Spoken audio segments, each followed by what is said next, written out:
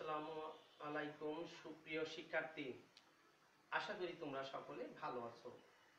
আমিও ভালো আছি আলহামদুলিল্লাহ। আজ আমি তোমাদের একটা নতুন গুরুত্বপূর্ণ অধ্যায় পড়াবো। এখন আমি এর আগে তোমাদের মেসেজ দিয়েছিলাম, আশা করি তোমরা সকলে ক্লাসে উপস্থিত আছো। কেন তোমাদের আমরা লাইভ ক্লাসে যতটা আশা করি, কিন্তু তোমাদের তত সংখ্যক শিক্ষার্থী আমরা উপস্থিত পাই না। লাইভ ক্লাসের উদ্দেশ্য কিন্তু তোমরা ক্লাসে যদি কোনো সমস্যা হয়, সেটা বুঝতে অসুবিধা হয়, সেগুলো কিন্তু সাথে সাথে সমাধান করা সম্ভব হয়। এখন তোমরা যেহেতু উপস্থিত থাকো না, আমাদের ক্লাসের লাইভ ক্লাসটা কিন্তু অতটা বেশি আকর্ষণীয় হয় না। তারপরেও আমরা চেষ্টা করছি তোমরা এখানে একটা গুরুত্বপূর্ণ এবং এটা বোঝার জন্য খুব মনোযোগ দিতে হবে, সহজ কিন্তু খেয়াল করতে হবে। তাহলে আমরা শুরু করি। দেখো, আমাদের আজ যে বিষয়টা আমরা শিখব, আমাদের নবম অধ্যায়, আমাদের কিন্তু শেষের দিকে আমরা চলে আসছি। এখন এই নবম অধ্যায়ের মধ্যে সমস্যাটা হলো consider the following transportation problem, অর্থাৎ পরিবহনের জন্য যে সমস্যা, and find the total minimum cost of transportation। অর্থাৎ একটা ফ্যাক্টরি, কোনো একটা ফ্যাক্টরি বা যে কোনো ধরনের ফ্যাক্টরি হতে পারে, সেই ফ্যাক্টরি তার যে প্রোডাক্টগুলো তৈরি করার পরে তাদের সেটা বাজারজাত করতে হয়।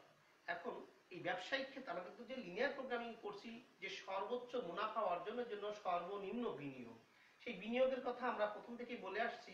সেখানে তার কিছু বিষয় থাকবে, তার প্রোডাক্ট তৈরি করার জন্য কাঁচামালের বিষয় থাকবে, প্রোডাক্ট তৈরি হওয়ার পরে সেটা বাজারজাত করতে হবে, পরিবহনের ব্যাপারটা রয়েছে। এই বিষয়গুলো কিন্তু এখানে খেয়াল রাখতে হবে। তা এখানে সেরকম একটা সমস্যা এখানে দেওয়া আছে। দেখো, বলা হচ্ছে যে কোনো একটা প্রোডাক্ট তৈরি হওয়ার পরে সেটা সাপ্লাই দেওয়ার জন্য বিভিন্ন প্রতিষ্ঠানে, বিভিন্ন জেলায় পাঠানোর জন্য আমাকে যে পরিবহন খরচটা, অর্থাৎ ট্রান্সপোর্টেশন যে প্রবলেম, সেই প্রবলেমটা অর্থাৎ ট্রান্সপোর্টেশনের জন্য যে খরচটা, সেই খরচ কিভাবে মিনিমাইজ করা যাবে, এটাই হলো আমাদের মুখ্য উদ্দেশ্য। এখন এটা আমি আগে বলেছিলাম। দেখো, আমরা একটু বেসিক ধারণাটা নিয়ে আসি। ধরে নাও একটা কোম্পানির ফ্যাক্টরি বিভিন্ন জায়গায় আছে। ধরে নাও খুলনায় একটা ফ্যাক্টরি আছে, ঢাকাতে আছে, আবার চিটাগাংয়ে আছে। এখন সিমেন্ট ফ্যাক্টরির কথা ধরলাম। তাহলে এবার এই প্রোডাক্টগুলো দেখা যাচ্ছে বিভিন্ন জায়গা থেকে ডিলাররা তাদের চাহিদা অনুযায়ী তারা ডিমান্ড দেয়। ধরে নাও যশোরে একটা কোনো প্রতিষ্ঠান বলল আমাকে 1000 ব্যাগ সিমেন্ট দিতে হবে। আবার দেখা যাচ্ছে হয়তো অন্য কোনো জেলায়, বগুড়াতে অথবা সিলেটে, এইরকম বিভিন্ন জায়গায় কিন্তু পুরো জেলায় কিন্তু নেটওয়ার্ক থাকে, তাদের সেভাবে অর্ডার দিতে হয়। এখন দেখা যাচ্ছে যে ঢাকাতে যে প্রোডাক্ট তৈরি হবে, সেই প্রোডাক্ট সেটা যশোরে ওখান থেকে আসতে, আবার খুলনা থেকে কিন্তু যশোরে আসতে পারে। কিন্তু দেখা যায় খুলনা থেকে যশোরের দূরত্ব নিকটবর্তী হওয়ার কারণে তখন কিন্তু চিন্তা করতে হয়, আমি যে প্রোডাক্টটা, একই প্রোডাক্ট আমি কেন ঢাকা থেকে আনবো, আমি যশোর যাওয়ার জন্য আমি খুলনা থেকে নিয়ে আসবো। এই যে বিষয়গুলো, এই চিন্তাগুলো কিন্তু আমরা ম্যাথমেটিক্যালি করবো, যে কোন জায়গায় কোন পরিবহন, কতগুলো চাহিদা, কোন এখন দেখা যাচ্ছে আমার এখানে খুলনাতে তৈরি হয় হয়তো 5000 ব্যাগ, কিন্তু আমার চাহিদা হলো আরো বেশি। তখন কিন্তু আমি এই চাহিদা মেটানোর জন্য যশোর আমার অ্যাপ্রোপ্রিয়েট হবে না, যশোর থেকে দেওয়ার পরে আবার অন্য জায়গা থেকে আমাকে আবার সেগুলো দিতে হবে। তাহলে এই বিষয়গুলো চিন্তা করে ম্যাথমেটিক্যালি বলতে হয় যে কোনভাবে যে প্রোডাক্টগুলো আমরা দিলে আমাদের লাভটা বেশি হবে, মিনিমাম খরচ হবে, খরচ হওয়ার পরে আমাদের সেটা ট্রান্সপোর্টেশন করা যাবে। সেই জন্য দেখো এখানে shipping cost per truck load টাকা বলা হচ্ছে যে এক একটা ট্রাক লোড করার জন্য, শিপিং করার জন্য যে কস্টটা, সেই কস্টটা বলা আছে কেমন, ওয়্যার হাউস, অর্থাৎ যেখানে আমাদের তৈরি হয় সেই হাউস হলো 1 2 3 4টা জায়গায় আমাদের এই প্রোডাক্টগুলো তৈরি হয়। এখন এই প্রোডাক্টগুলো দেখো আমাদের যে তৈরি হয় সেখানে বলে দেওয়া আছে, ধরো 464 ব্যাগ বা এই জাতীয়, আমি ব্যাগের কথাই বলছি, একক। এখানে এই ছকের মধ্যে যেগুলো আছে সেইগুলো হলো ওই এক একটা ওয়্যার হাউসের ক্ষমতা এক এক রকম। দেখা যাচ্ছে যে এইখানে 1 নম্বর ওয়্যার হাউসে আবার দেখো এই যে প্লান্টস সরি, তাহলে এই যে বিষয়গুলো 1 2 3টা প্লান্টস আছে, আবার এখানে দেখো সাপ্লাই আছে এত, ডিমান্ড আছে এত। এই ছকটা একটু বুঝে নেওয়া যায়। ছকটা হলো যে আমার ওয়্যার হাউস আছে এখানে 4টা, তাদের ক্ষমতা দেখো বিভিন্ন রকম আছে, এখানে বিভিন্ন প্রোডাক্ট পরিমাণটা এখানে বলে দেওয়া আছে।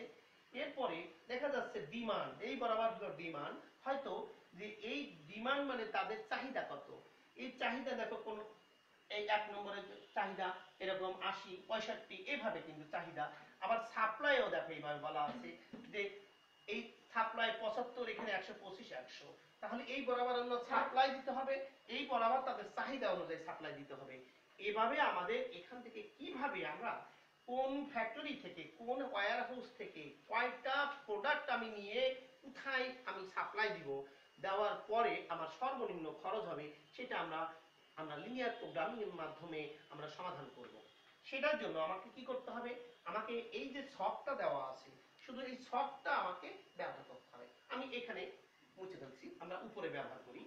তাহলে দেখো এই ছকটা আমাকে প্রথমে আবার লিখতে হবে। আমরা ছকটা লেখার জন্য শুধু আমরা এই অংশটা লিখলেই হবে। আমরা এখানে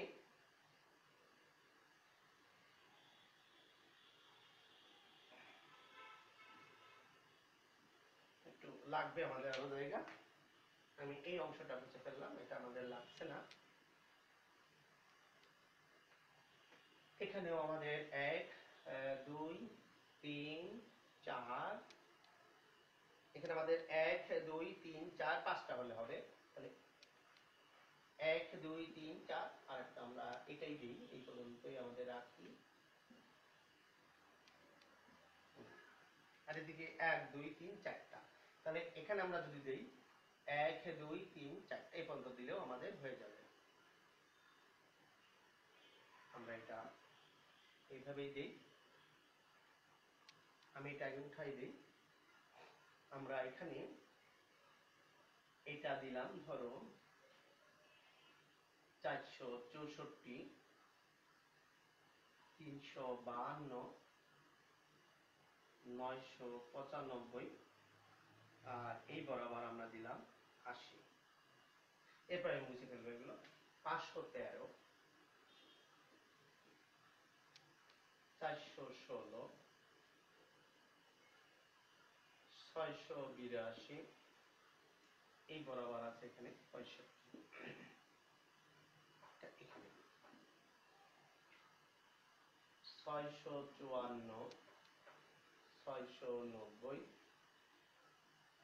388, আর এটা আমরা 70 এখানে ব্যবহার করি। 867 791 685, এখানে 85 ব্যবহার করবো।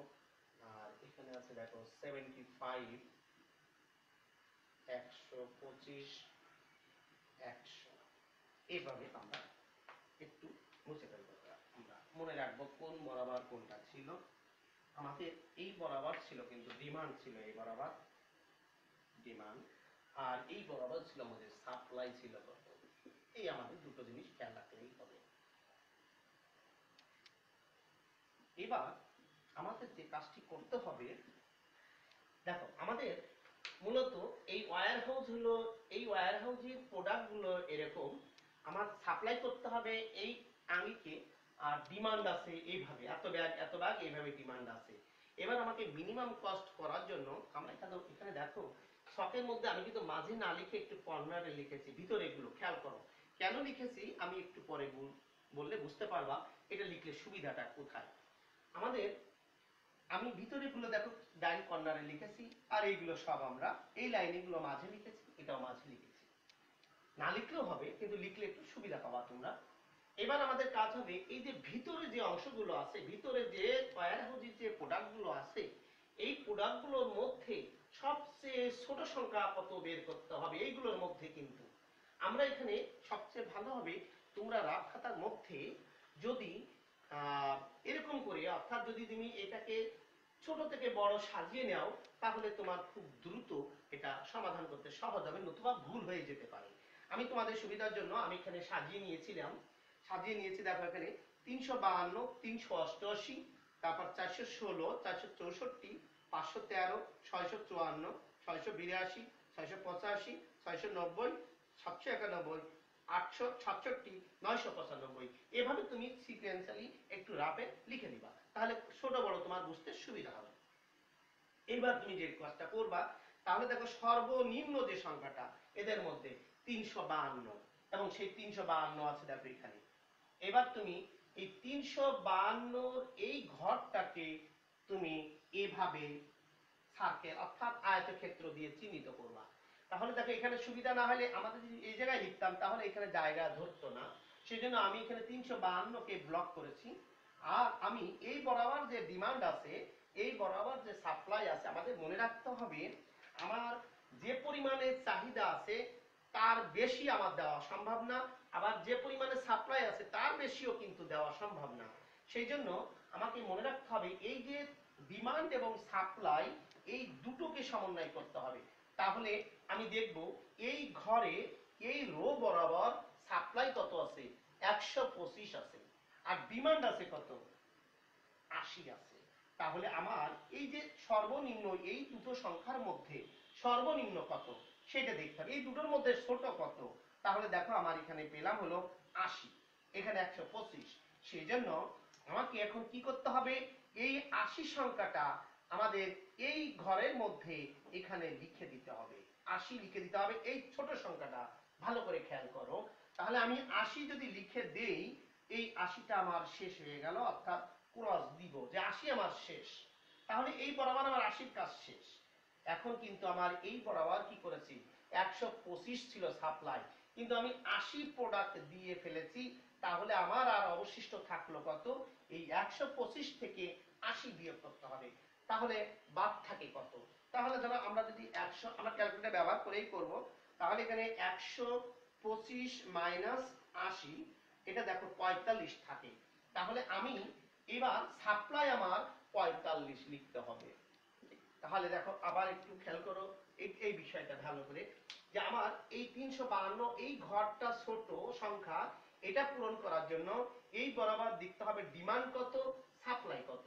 এই দুটোর মধ্যে যে সংখ্যাটা ছোট হবে এখানে সেটা লিখতে হবে। যদি এটা ছোট হতো আমরা এটা লিখতাম, যেটা আমার লেখা হয়ে যাবে সেই বরাবর শেষ হয়ে গেলে সেটা ক্রস দিয়ে শেষ করতে হবে। আর অবশিষ্ট যেটা যেটা বাকি থাকবে সেটা এইভাবে স্ল্যাশ বা দাগ দিয়ে 45 এখনো অবশিষ্ট আছে আমার সাপ্লাই দেওয়ার জন্য, আমার হাতে অবশিষ্ট আছে। তাহলে আমি এই জায়গার ডিমান্ড শেষ হয়েছে, কিন্তু এখানে আমি সাপ্লাই এখন আমার হাতে কিন্তু 45 ব্যাগ রয়ে গেছে। এইবার আমি এটা হয়ে যাওয়ার পরে আমি দেখব অবশিষ্টগুলোর মধ্যে পরের সংখ্যা কত। তাহলে দেখো পরের সংখ্যা কত ছিল, 388 ছিল। আমরা দেখব কোথায় আছে 388, কারণ এটা কিন্তু তোমার জন্য কষ্ট হবে খুঁজতে। সেজন্য আমি এখন এই 388 আমি কিন্তু সিরিয়ালি ছোট থেকে বড় সাজিয়েছিলাম। তাহলে এই যে 388 ঘর পূরণ করব, তাহলে 388 ঘরে আবার আমি সার্কেল ব্যবহার করব। 388 ঘর সার্কেল ব্যবহার করে আবার সেই দেখব 70 ডিমান্ড, সাপ্লাই হলো 100। তাহলে আমি এখান থেকে এই 70টা আগে আমি পূরণ করব, এটাকে ক্রস দিয়ে দিব। তাহলে এটা হয়ে গেল। এখন 70 যদি চলে যায় এখানে, তাহলে অবশিষ্ট থাকে 30, আমরা 30 লিখে দিব। এবার আমার কত আছে দেখো, পরের সংখ্যাটা কত আছে আমাদের, দেখি পরের সংখ্যাটা আমাদের কত আছে। একটু ছোট সংখ্যা আমরা ধারাবাহিকভাবে লিখবো। তাহলে 416 আছে আমার। এখন এই ক্ষেত্রে আমরা এখানে আয়তক্ষেত্র সার্কেল বিষয়টা হলো চিহ্নিত করা। তাই এটা তুমি গোল দিতে পারো, এমনি ব্লক করে দিতে পারো, এটা কোনো বিষয় না। সার্কেল বলতে যে এটাকে আমরা চিহ্নিত করলাম, এটাকে হাইলাইট করলাম, তার মানে এটা আমরা একটা আয়তক্ষেত্রের মতো বানিয়ে দিয়েছি। এটাকে তুমি গোল দিতেও পারো, সমস্যা নেই। আচ্ছা, এবার আমাদের পরবর্তী সংখ্যা কত দেখো, পরবর্তী সংখ্যা ছিল 416। তাহলে 416 কোথায় আছে দেখো, 416 আছে এখানে। আমি এই বরাবর দেখবো কি অবস্থা, এই বরাবর দেখো। তাহলে আমি 416কে আয়তক্ষেত্র দিয়ে দিলাম। 416 দেওয়ার পরে দেখো এই 65, এখন কিন্তু 125 নাই আমার হাতে, কিন্তু আছে কত সাপ্লাই দেওয়ার জন্য, 45। সুতরাং এই দুটোর মধ্যে ছোট সংখ্যা লিখতে হবে। তাহলে আমি এখন এই সংখ্যাটা লিখবো। তাহলে আমি এখানে লেখার জন্য দেখো আমি এখানে 45 লিখবো, এই 45 লিখেছি। তাহলে এই 45 শেষ হয়েছে, এই বরাবর আর কোনো সাপ্লাই নাই। কিন্তু এখানে আমার এখন 45 চলে গেছে। তাহলে এই 65 থেকে এখন 45 যদি বিয়োগ দিই কত হয়, 45 20 থাকে। তাহলে 45 আর 20, তাহলে দেখো এখানে আমার অবশিষ্ট আছে এখনো 20। এবার আমার এটার কাজ হয়েছে, এটা কিন্তু ক্রস দিয়ে দিয়েছি। এর পরের সংখ্যা কত দেখো, 464। তাহলে 464 দেখো আছে কোথায়, এইখানে আছে। এখন এই 464 ঘরে আমার কিন্তু দেখো এই বরাবর কিন্তু আর নাই, সুতরাং এই বরাবর অলরেডি আমি দিয়ে ফেলেছি। তাহলে এই জায়গায় কিন্তু আর আমার যেতে পারছি না, কেননা এখানে আমি একটা ঘর আছে, এই ঘরে নাই, সেজন্য এই বরাবর আমি আর যেতে পারবো না। তাহলে আমার পরবর্তী সংখ্যা দেখতে হবে। পরবর্তী সংখ্যা দেখো এখানে আছে 513। দেখো 513 অবস্থা দেখো, এই সেই 513। তাহলে 513 বরাবর কত আছে, এইখানেও আছে, দুইটা কিন্তু থাকতে হবে। তাহলে আমি 513 কে আয়তক্ষেত্র দিব। এই বরাবর আমার 20 আছে, 75 আছে, নিশ্চয়ই আমি ছোট সংখ্যাটাই লিখবো। তাহলে এখানে আমি 20 ব্যবহার করলাম, এই 20 আমি কেটে দিলাম, এর কাজ শেষ। আর এখান থেকে 20 বাদ দেওয়ার পরে যেটা থাকবে কত থাকে এখানে, তাহলে এখানে 5 55। তাহলে এই 55 আসলো। এইবার দেখো আমার পরের সংখ্যাটা কত, 513 পরের সংখ্যা আছে 654। 654 দেখো এখানে এটা কিন্তু ক্রস হয়েছে, তাহলে এটা হবে না। তাহলে 654 পরের সংখ্যা কত, 682। তাহলে 682 কোথায় আছে, এইখানে আছে। দেখো এইটাও কিন্তু ক্রস হয়েছে, এটাও হবে না। তারপরে 685 দেখো এইখানে আছে। তাহলে আমার এখন 685 যদি এখানে থাকে, আমি এইখানেও এবং এখানে খালি আছে, সেই জন্য আমি এইটাকে ব্লক করলাম, মানে আয়তক্ষেত্র ব্যবহার করলাম। এবার এই 30 আর 85 মধ্যে ছোট সংখ্যা হলো 30, এই জন্য আমি এখানে 30 ব্যবহার করলাম, 30 কে ক্রস দিয়ে দিলাম। এবার আমরা দেওয়ার পরে এই যে এখানে অবশিষ্ট থাকে কত দেখো, এখানে থাকে কত, 85 থেকে আমরা 30 বিয়োগ করে দিই, তাহলে কত থাকে, 85 মাইনাস 30। দেখো এখানে আছে হলো 55, আমরা এখানে 55 দিয়ে দিব। তাহলে আমরা এই 30 কেটে দিলাম, এখানে 55 রেখে দিলাম। আমার কিন্তু 685 এখন টার্গেট করেছি। তারপরে আমাদের আছে দেখো 690। তাহলে 690 কোথায় আছে দেখো, 690 এখানে আছে, এইটা এবং এটা দুটোই কিন্তু কেটে দেওয়া আছে, সুতরাং এই 690 কিন্তু আর নেওয়া যাবে না। এরপরে আছে দেখো 791। 791 এখানে আছে, এইটা আছে, এইটা নাই, তাহলে এইটা নেওয়া যাবে না। তারপরে আছে দেখো 867। 867 কোথায় আছে দেখো, 867 হলো এখানে আছে। এই 867 তে দেখো আছে হলো 55, এখানে আছে কিন্তু 55, সুতরাং আমি এটাকে ব্লক করে দিলাম, এটা 55 লিখলাম। যেহেতু 55 দেওয়া হয়ে গেল, এই 55 দেওয়া হয়েছে, এই 55 কিন্তু দেওয়া হয়েছে। অর্থাৎ আমার কিন্তু দেখো এইবার যে ঘটনাটা ঘটলো, শেষে যেটা থাকবে মান ভালো করে খেয়াল করো, শেষে কিন্তু দেখো আমার 55 এই বরাবর থাকবে, এই বরাবর থেকে গেছে। অর্থাৎ একই সংখ্যা দুই জায়গায় থাকতেই হবে। যদি না থাকে বুঝতে হবে কোনো না কোনো জায়গায় তুমি ভুল করে ফেলেছো। কেন আমাদের এটা একটা মজার বিষয় হলো, দেখো এটা কিন্তু অটোমেটিক্যালি এটা মিলতে হবে শেষে। তাহলে আমার কিন্তু হাতে কোনো সাপ্লাইয়ের জন্য কোনো প্রোডাক্টও নাই, আবার আমার কোনো ডিমান্ডও নাই। আমার যতটুকু সাপ্লাই ছিল, আমার কাছে ধরো আমার কিছু আমার প্রোডাক্ট থেকে গেল, আমার দেখা গেলো আমার কাছে প্রোডাক্ট হয়তো 100 ব্যাগ থেকে গেল, আর বাকিগুলো দিয়ে দিলাম, তাহলে ওই 100 ব্যাগ তোমার অপচয় হলো। সেই জন্য আমার নিয়ম হলো আমি কিভাবে সবগুলো আমি ট্রান্সপোর্ট করতে পারবো। অর্থাৎ চাহিদা আছে 100 ব্যাগ, আমি চাহিদা অনুযায়ী 100 ব্যাগকে আমি সাপ্লাই দিব। কিন্তু দেওয়ার জন্য আমি কোন হাউস থেকে প্রোডাক্ট উৎপন্ন হয়েছে, সেই তার নিকটের কোন হাউসে কতগুলো দিলে আমি সহজ হবে, মানে কম খরচ হবে, সেটাই কিন্তু এর মুখ্য উদ্দেশ্য। সুতরাং দেখো আমাদের এবার এই বরাবর ক্রস ক্রস ক্রস ক্রস সবগুলো কিন্তু ক্রস হয়েছে, অর্থাৎ আমার হাতে কিন্তু আর কোনো ডিমান্ডও নাই, সাপ্লাই নাই।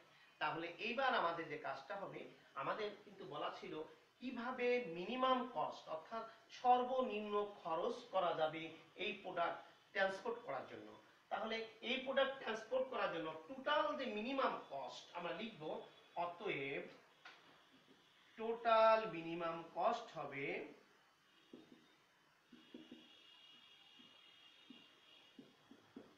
এটা হবে কেমন করে আমরা হিসাব করব, আমাদের যে আয়তক্ষেত্র যে যে ঘরগুলো আছে সেই ঘরগুলোর সাথে দেখো আমরা কি করব, আমরা এই বরাবরই আগে চিন্তা করি, এই লাইন বরাবর যে কোনো ভাবে করলে হবে। তাহলে আমার দেখো এইটা 80 আছে, তার সাথে 352 আছে, তাহলে আমি 352 গুণ 80 দিব, যোগ এই লাইনে আর নাই কেউ। এবার এই লাইনে আসো, 20 সাথে 513, অর্থাৎ 513 গুণ 20, অর্থাৎ এই জায়গার যে তথ্য আছে, যে টাকার পরিমাণ আছে, আর এখানে যে আমি ডিমান্ড সাপ্লাই মিলে যেটা পেলাম, এটা গুণ করতে হবে, যোগ এইটা। তবে এখানে আয়তক্ষেত্র আছে 416 গুণ 45।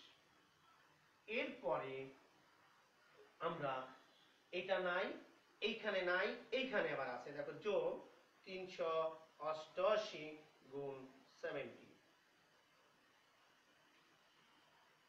এরপর যোগ, এখানে নাই, এইখানে আবার আছে 867 গুণ 55, যোগ 685 গুণ 30। এখানে আর নাই, অর্থাৎ সবগুলো প্রোডাক্ট কিন্তু আমার অলরেডি হয়ে গেছে। দেওয়ার পরে এটা যোগ করার পরে যে উত্তর আমরা পাবো, সেই উত্তরটা আমরা একটু লিখে ফেলবো। আমরা এটা যদি ক্যালকুলেশন করি, দেখো আমি একবারে ক্যালকুলেশন করছি তোমাদের জন্য। 352 গুণ 18 যোগ 513 গুণ 20 যোগ 416 গুণ 45 যোগ 388 গুণ 17 যোগ 867 গুণ 55 যোগ 685 গুণ 30। এটা করলে আমার আসছে 15,2,535 টাকা। তাহলে দেখো 15,2,535, যেহেতু টোটাল কস্ট মিনিমাম টাকাই ছিল, কিন্তু তাহলে এত টাকা হলো আমাদের মিনিমাম কস্ট। অর্থাৎ আমি আমার যে প্রোডাক্ট উৎপাদন হয়েছে সেই অনুযায়ী যে আমরা যদি সাপ্লাই দেই, আমাদের সর্বনিম্ন যে খরচটা হবে, সেই খরচটা হবে আমার এখানে এত টাকা। তাহলে আমার কোনো হাতে কোনো কিছু থাকবে না, কোনো ডিমান্ডও অবশিষ্ট থাকবে না। এবার দেখো, তাহলে আমরা যে কাজটা করলাম আজকে, আমরা কিন্তু করলাম একটা প্রোডাক্ট, অর্থাৎ একটা ফ্যাক্টরি তার যে উৎপাদিত প্রোডাক্ট কিভাবে তার উৎপাদিত প্রোডাক্ট বিভিন্ন জায়গায় বাজারজাত করার জন্য তাকে পরিবহন কিভাবে তার টেকনিকটা অ্যাপ্লাই করলে তার সর্বনিম্ন খরচের মাধ্যমে তাদের সমস্ত চাহিদা অনুযায়ী সবগুলো প্রোডাক্ট কিভাবে সাপ্লাই দেওয়া যায়, সেটা কিন্তু আমরা একটা রুলসের মাধ্যমে করলাম। এবং এই যে রুলসটা আমরা করলাম, মূলত আমরা কিন্তু আমরা এই একাধিক রুলস আছে। যেমন আমরা এখন যে রুলসটা করছি, এখানে কিন্তু দেখো এই ঘরের মধ্যে সবচেয়ে ছোট সংখ্যা থেকে শুরু করেছিলাম। অর্থাৎ আমাদের টার্গেট ছিল কিভাবে সবচেয়ে ছোট সংখ্যা নিয়ে শুরু করে তারপর আমরা সামনের দিকে ধারাবাহিক হয়ে গিয়েছি। তাহলে এটার নাম হলো মিনিমাম যে তোমার কস্ট রুল। আর এছাড়া আমাদের আরো একটা রুলস আছে, নর্থ ওয়েস্ট কর্নার রুল। অর্থাৎ আমাদের এখানে দেখো, নর্থ মানে উত্তর এবং ওয়েস্ট মানে এই পাশে বাম পাশে, হ্যাঁ, ইস্ট ওয়েস্ট, এটা জানোই তো, নর্থ উত্তর দক্ষিণ পূর্ব পশ্চিম। সেই হিসাবে এরপরে আমরা আগামী দিন যে শিখবো সেটা হলো নর্থ ওয়েস্ট কর্নার রুল। অর্থাৎ এই যে ছকটা দেওয়া থাকবে, এই ছকের মধ্যে প্রথমটা পূরণ করতে হবে এই কর্নারেরটা। অর্থাৎ এদের মধ্যে সর্ব উত্তর যে পশ্চিম যে কোণটা, এই কোণাটা আগে পূরণ করতে হবে। এই যেভাবে আমরা করেছিলাম, এখানে কিন্তু আমরা সবচেয়ে ছোট সংখ্যা পূরণ করেছিলাম, ওই ঘরটা পূরণ করেছিলাম। আমরা আগামীতে যে নর্থ ওয়েস্ট কর্নার রুল একই ধরনের তবু আমরা করব, সেটা হলো কিভাবে আমরা এই কর্নার থেকে, অর্থাৎ প্রথমে এই কর্নার, এইভাবে ওইগুলোর মধ্যে নর্থ ওয়েস্ট কর্নার রুল মাধ্যমে আমরা কিভাবে পূরণ করে এই টোটাল কস্ট বের করতে পারি, সেটা আমরা শিখব। আশা করি তোমরা এটা ভালোভাবে বুঝতে পেরেছো। তোমরা এই জাতীয় যে সমস্যা আছে তোমাদের বইয়ের মধ্যে, তোমরা এটা সমাধান করবে। আর কোনো সমস্যা হলে আমার সাথে যোগাযোগ করবে। ধন্যবাদ সবাইকে।